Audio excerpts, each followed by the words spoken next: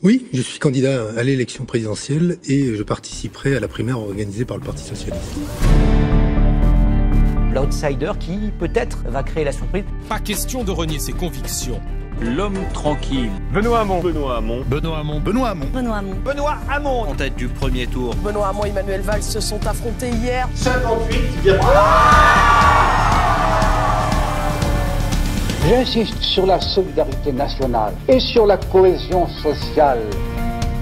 La solidarité n'est pas la bonne conscience de la modernisation, elle est la condition de sa réussite. Ensemble, préparons l'avenir. Rassemblons-nous, unissons le meilleur de nos idées et de nos forces. Et nous les ferons bientôt triompher dans l'intérêt de tous, dans l'intérêt de la République, dans l'intérêt de la France. Je préfère toujours le nous au jeu. Est-ce que cette campagne vous a changé? Benoît Hamon s'est transformé en Bilal Hamon.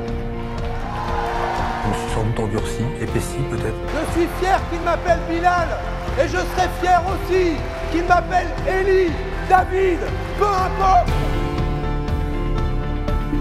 C'est frappant de voir comment la question écologique et la question sociale sont mêlées. Les premières victimes de ces maladies liées à la dégradation de notre cadre de vie, ce sont les plus modestes et les plus pauvres. Il ne faut pas se préoccuper seulement de la planète que nous allons laisser à la jeunesse, il faut nous préoccuper de la jeunesse que nous allons laisser à la planète.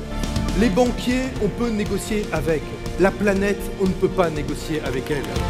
La révolution numérique va avoir des conséquences qui peuvent être négatives sur l'emploi si nous ne les maîtrisons pas. Le revenu universel d'existence permettra notamment de vivre le travail plus librement, de le choisir plutôt que de le subir.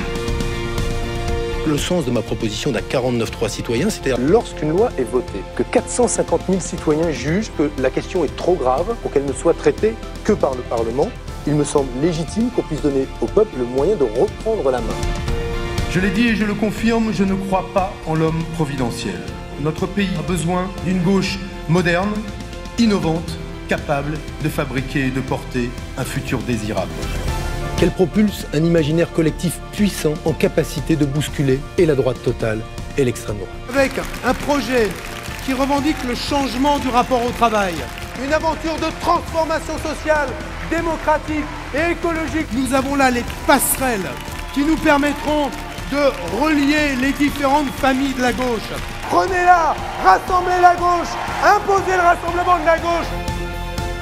Alors oui, seul, on va peut-être un peu plus vite, mais ensemble, on va plus loin. Et plus loin, il y a la victoire de la gauche. Vive la République, vive la France.